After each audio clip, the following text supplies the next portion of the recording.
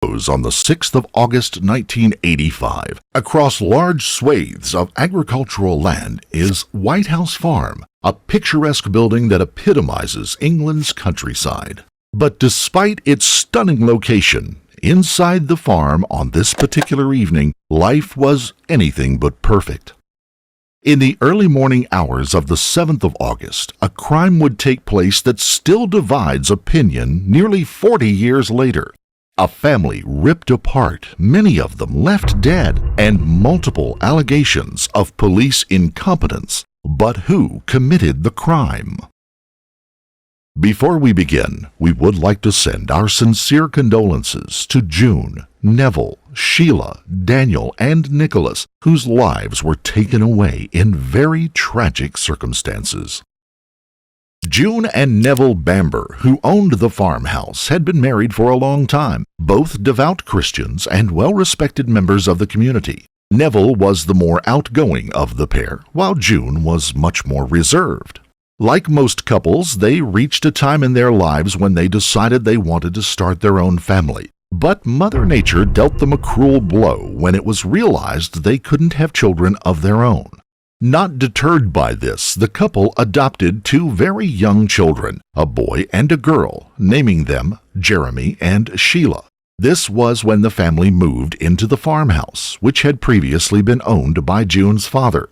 Neville and June were wonderful parents to their children. They wanted them to have all of the possible benefits in life, including the best education. Sheila attended different private schools, as did Jeremy, but there was one big difference between the two: behavior. Sheila enjoyed education and went on to secretarial school, but Jeremy just couldn't seem to behave. On August the 7th, 1985, at 3:30 a.m., Jeremy Bamber receives a phone call from his father, Neville, panicking and shouting. He says, "Your sister has gone berserk. She's got a gun." The call lasts just a few minutes when the phone suddenly goes dead. Jeremy immediately phones the police, but strangely he didn't call 999. Instead, he called the non-emergency number. Regardless, the police tell Jeremy to meet them outside the property. My father's phoned from White House Farm and he sounded really frightened. He says, my sister's gone crazy and she's got a gun. Jeremy and the police arrive at the farm at approximately 5 a.m. The whole property was in total darkness. What happened next was very strange, but not uncommon in British policing. Instead of entering the property, the police waited outside for 2 hours, shouting through a megaphone asking if anyone was inside, and if so, to come out. This was probably because British police officers do not carry firearms. If a firearm is reported at the scene of a crime, they normally wait for armed backup to come along. But even after 2 hours, no one had come out of the property. The only noise coming from the pitch-black property was a dog barking. Jeremy, speaking to the police outside, told them that there had been a bit of an argument during a family dinner as he left the property. He also told them he forgot that he had left his own gun, an Anschutz .22 caliber rifle, in the property, loaded.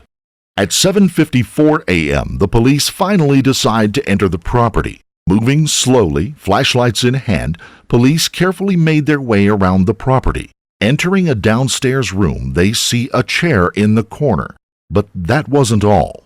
Tragically, the body of Neville Bamber was slumped in that chair, covered in blood. He had been shot 8 times. 6 of those shots had been straight through the face, leaving him almost unrecognizable. As police continued, they cautiously made their way upstairs. The house remained entirely silent, apart from the creak of a floorboard that you might expect from an old farmhouse. Officers entered different bedrooms and shone their flashlights, making a series of horrifying discoveries. The bodies of June, Sheila, and the 2 young boys were all found to have been shot and died long before police entered the property. June had been shot 7 times, Sheila twice, Daniel 5 times, and Nicholas had been shot 3 times. This was no ordinary attack or an argument that had gotten out of hand. In total, 25 rounds had been fired to execute the family. This was a frenzied attack by someone who had lost all sense of reality. One could call it a crime of passion from someone who had no other motive than to execute the entire family. The question remained, who could have done it?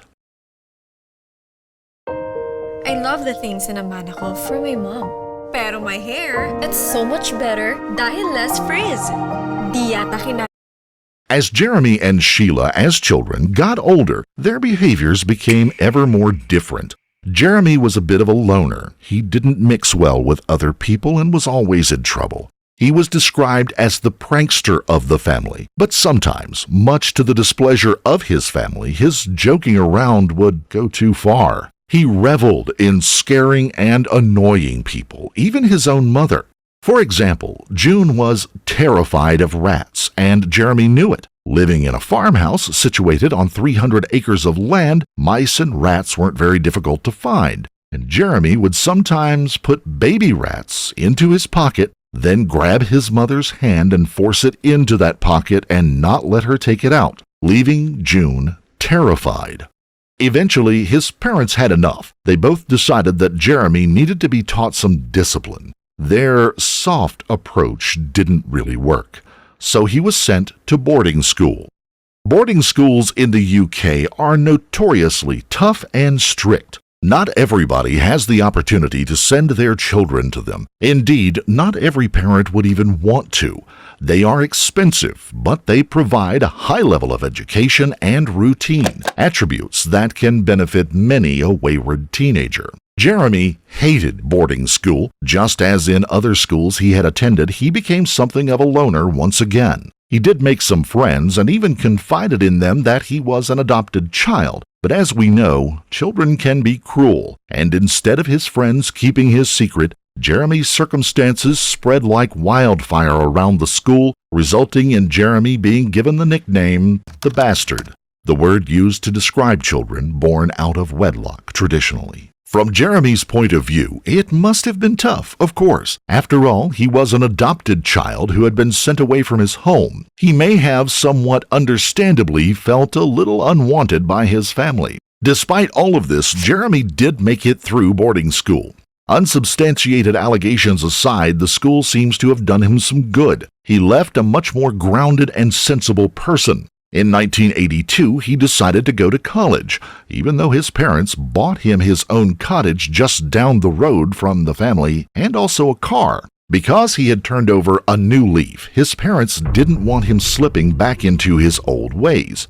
In exchange for the cottage and the car, he was employed on the family farm and was also given 8% of the family's campsite business they now owned using some of their own land. We mentioned earlier that Neville and June were religious people, but June was much more devout than Neville. In fact, many people said that she took religion possibly a little too far. She believed that anyone who wasn't a believer was, to use the old-fashioned term, a heathen, including her own children. June got so worked up about the lack of Christian beliefs in them that she drove herself to a state of manic depression. Twice she was treated in mental hospitals for her condition, including electroshock therapy.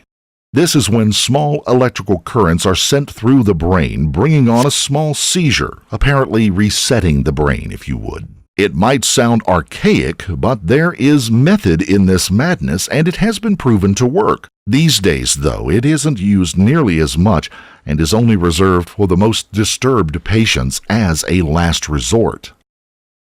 Sheila was a very beautiful young woman and was doing her best to make it as a glamour model, something her mother, naturally, did not approve of, even referring to her daughter as the devil's child on several occasions. It wasn't just the modeling, though. At 17 years old, Sheila fell pregnant out of wedlock. Again, a big no-no in June's eyes. She saw this as a huge embarrassment, and although her faith prohibited abortion, she quietly took Sheila away and had the child aborted without anyone outside of the family finding out. Sheila eventually married the man she fell pregnant with in 1977. His name was Colin. Once married, they tried for a family and eventually had twin sons, Daniel and Nicholas. But sadly for Sheila, the marriage did not last. Just months after giving birth, she found out that Colin had another girlfriend who he had been seeing throughout their relationship. Tragically, this resulted in Sheila becoming extremely depressed and suffering with similar conditions to her mother. She even saw the same doctor at the same mental hospital as June. Eventually, she was diagnosed with paranoid schizophrenia. Even more strangely, she took on some of her mother's characteristics, down to referring to her own children as the devil's children. She spoke of not just ending her own life, but also those of her sons, believing them to be possessed. She was eventually released from hospital in 1983, but not for long. Shortly after, she was back in the hospital again, resulting in her children being taken off and given to her ex-husband. Meanwhile, Jeremy was happy to work, and we use that term loosely, around the farm and the campsite. With any real direction in his life, he was basically coasting. But despite his alleged lack of drive, he wasn't completely stupid. He may have been working around the farm, but he also had a little side hustle. He was using the farm to grow cannabis. It has to be said that June brought some of this on herself. Any parent will tell you that if you push your children too hard or force a certain set of beliefs on them, eventually they will rebel, and possibly in a major way, resulting in June having almost no relationship with them at all. Sheila was eventually given joint custody of the children again. On August the 4th, 1985, she took them around to her parents' home.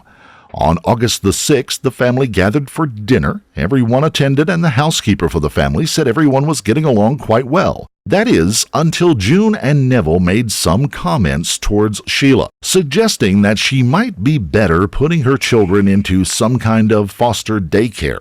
According to Jeremy, the implication that she wasn't capable of looking after her sons, unsurprisingly, did not go down well. In fact, it brought down the whole mood. The gathering lasted until approximately 9:30 that evening, when Jeremy decided to go back to his cottage. The secretary for the farm phoned Neville around the same time, and she described his tone as preoccupied, and she said she could hear raised voices in the background as though there was some sort of argument taking place. Basically, he couldn't wait to get off the phone. She said this was strange because he normally was very laid back and calm. But just a few hours later, his body, along with those of everyone else in the house, would be found dead. August the 7th. Having made the tragic discoveries, officers walked back outside of the farmhouse and informed Jeremy that his entire family had been killed. His reaction was understandable. He began crying and was inconsolable. Then his tears turned to anger, screaming, and punching anything in sight. Police investigators believed this was an open and shut case. Having spoken to Jeremy extensively about the family dynamics, they believed that Sheila, who had a history of mental illness, had taken it upon herself to get some sort of sick revenge on her parents by shooting them and then taking her own children's lives before finally killing herself. There was one major problem with this version of events, though. Sheila had not been shot once. She had been shot twice, both through the neck at different heights. But sadly, the police were so convinced of the causes and reasons for death, they did not treat the investigation as seriously as they should have. To, in their words, spare Jeremy's feelings when he returned to the home, they burned the bedding that was full of the blood of the victims. The CID detective even picked up the weapon with his bare hands, contaminating the evidence. This was just a day or two after the crime scene had been discovered. We know this because just 3 days later, police had cleaned the whole house up and handed Jeremy the keys. Since his whole family was now dead, he was the next of kin and everything went to him. The funerals took place not long after. As you can imagine, it attracted a lot of media attention. Jeremy was equally as distraught during the service as he had been when the bodies were discovered, very loud sobbing and shouting out loud in church. But the grieving son was about to cast a huge dark cloud of doubt over the entire investigation. As he left the church with friends and relatives by his side, just as he thought nobody was looking, Jeremy turned his head and let loose a huge smile, noticed by only a few select mourners in attendance. This wasn't putting on a brave face, it was a grin from ear to ear. Some of the other attendees commented on how Jeremy had been slipping in and out of his grief-ridden state depending on how many media cameras were watching at any specific moment. Even at the wake, Jeremy made some strange comments such as, "I'm the boss now," and he even spoke about how he was going to go to the home and get to sleep with his girlfriend as soon as the wake was finished. Despite their earlier incompetence, police did get something right. They had the gun tested for fingerprints. Even though the detective had touched it barehanded, they only found 2 other sets of prints. One of them belonged to Sheila. The others were Jeremy's. But of course, earlier in the investigation, he had told police that he owned the gun and that he had left it in the family home loaded. Jeremy was left to his own devices for a time afterwards. That is, until his cousin came to stay with him. One day, when rooting around the home, he found what he thought may have been a piece of evidence that had been hidden away in the family office. A silencer had been shoved into the back of a cupboard. When the .22 caliber rifle was found, there was no silencer present. It may seem a little insignificant, but it cast serious doubt as to whether Sheila was the killer after all. It was determined that the extra length on the rifle added by the silencer would have made it impossible for Sheila to hold the weapon pointing at herself and to still be able to reach the trigger. The silencer was handed over to police, who discovered a small spot of blood near the muzzle.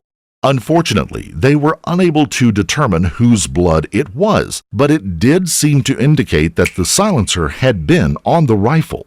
As if his cousin turning on him wasn't enough, Jeremy's girlfriend, Julie, also had her reservations. She had received a call from Jeremy on the night of the murders saying that something was really wrong. But before she could speak, he hung up the phone.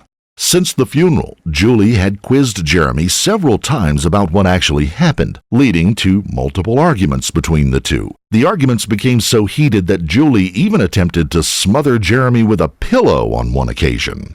But the straw that broke the camel's back was when Julie discovered that Jeremy had been sleeping with someone else behind her back. After hitting him several times, she went straight to the police to tell them that she was concerned that Jeremy was the one who may have killed his family. She didn't have any concrete evidence to present to them, of course. It was all circumstantial. For example, she said that Jeremy once broke into the family campsite and stole money from them. But Jeremy brushed this off by saying that he did it to convince his parents to spend more money on a better security system. She also mentioned that Jeremy repeatedly talked about how sick of his family he was, but none of this made him a murderer. There was a couple of pieces of information that she had provided, which were, again, circumstantial, but did prick the attention of the officers. She revealed that Neville and June had recently made a new will that stated that all of the family assets would be shared equally between Sheila and Jeremy. But Julie said this made Jeremy angry because he wanted it all. She also said that Jeremy had talked in the past about killing his family by shooting them all, describing to her how easy it would be to blame his mentally ill sister for the entire crime. But most startling of all, Julie alleged that when she arrived at the farm just after the bodies had been discovered, Jeremy turned to her and quietly whispered, "I should have been an actor."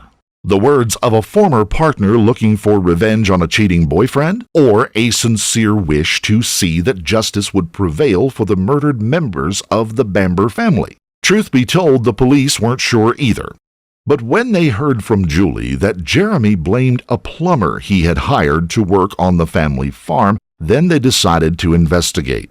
Jeremy and the plumber were both arrested, but the poor plumber clearly had nothing to do with the murders. Firstly, he had no idea what the police were talking about. Secondly, he had a cast-iron alibi for the evening and early morning of the 6th into the 7th of August. That just left Jeremy, who could not provide an alibi. He was placed in custody, but let's not forget, he had inherited a lot of money and was able to bail himself out. Perhaps another oversight from the police here, they failed to confiscate his passport, and before you could say White House Farm, Jeremy had skipped the country and had run off to Amsterdam. While there, he kept himself busy by trying to sell off many of the family assets, as many as he could, including the cars, and he even tried to sell naked photos of his sister to a tabloid newspaper. But unfortunately for him, due to his limited funds abroad, he was forced to return to the UK on the 29th of September, where he was arrested immediately. Jeremy's trial began on the 3rd of October 1986. The prosecution argued that Jeremy had committed the murders because of several defensive marks found around the body of Neville. He clearly tried to fight back against whoever had attacked him, and it was argued that Sheila, a petite lady in size, would not have been able to harm a large grown man like Neville, but Jeremy could have. Only another man or a large woman could have realistically gone toe-to-toe with Neville, someone, for example, like Jeremy. The defense tried to counter this by focusing heavily on Sheila's mental history. They claimed that because of her past difficulties, she was capable of anything if a fit of rage were to overcome her. For the defense, this wasn't a very difficult argument to make. After all, she had in the past called her own children the devil's children and said they were possessed, throwing into question her mental capacity for rationality. It had also been discovered by forensic investigators that